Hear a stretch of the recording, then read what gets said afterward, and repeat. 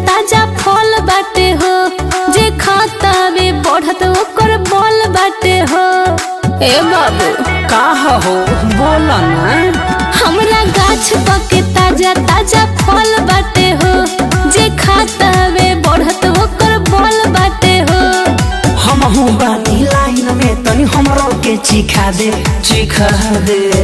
अच्छा सबर कर, सुना ना लीची वाली लीची खिया दे, लीची वाली लीची खिया दे। कमले देखी तोरा हम ठेला पनिहार के बाटे रसदार तोहर लीची बाजार के। लीची वाली लीची खिया दे, लीची वाली लीची खिया दे। हाथ हटावा गिजा मत।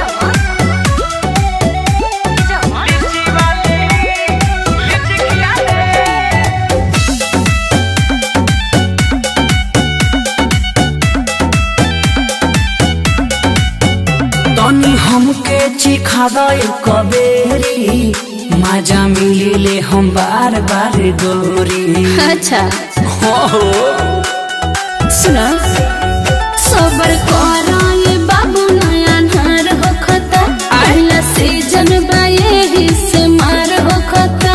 अरे बिक जाए पूरा तनी हमारा ला बचा दे बचा दे। वेट कर, करते बानी। लीची वाली लीची खिया दे, अच्छा। लीची वाली लीची खिया दे।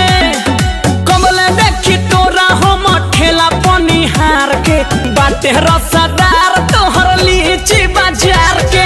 लीची वाली लीची खिया दे, अरे लीची वाली लीची खिया दे।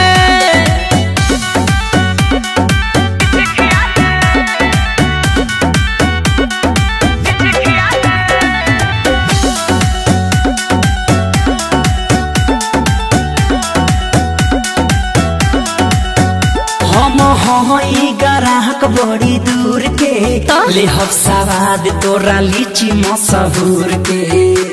तरू का अब सबर नहीं हो, पहले पैसा बढ़ावा है नया के, और गईले सारा बीज खाए के। कैसे मुँह में चूसल जाला ससी के सिखा दे सिखा दे। ओहो ए मैडम लीची वाली लीची खिया दे, ठीक बा। लीची वाली लीची खिया दे। कमले देखी तोरा हम ठेला पनिहार के बाटे रसदार तोहर लीची बाजार के। लीची वाली लीची खिया दे, लीची वाली लीची खिया दे। अरे ना मन बता खा लो।